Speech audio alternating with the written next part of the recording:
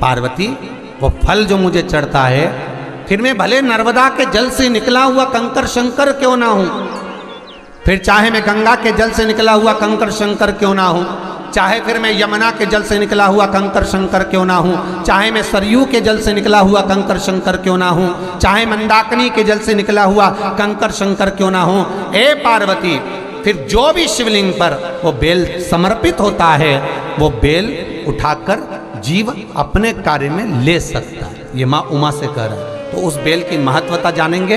अब अपन उस बेल को जानने के लिए वापिस स्कंद पुराण में चले। तो स्कंद पुराण में लिखा हुआ है कि जो बेल बैसाख के महीने में शंकर को चढ़ाया जाता है वो बेल का फल उठाकर रख लिया जाता है।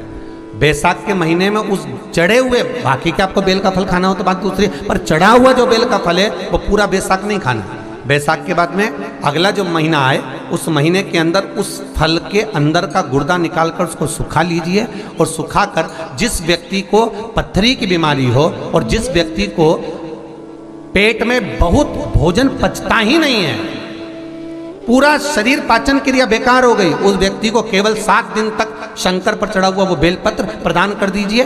पत्थरी भी बाहर और पाचन क्रिया भी ठीक, जिंदगी भर तकलीफ नहीं। उस बैसाख में उस फल की इतनी महत्वता बाबा भोलेनाथ स्कंद पुराण, लिंग पुराण, नर्मदा पुराण, पद्म पुराण के अंतर्गत, शिव महापुराण के अंतर्गत वर्णन कर उसकी महत्वता है। वो बेल का फल साधारण नहीं हो सकता। मेरे शंकर को जो जो चढ़ता है ना वो कुछ भी चीज साधारण नहीं है।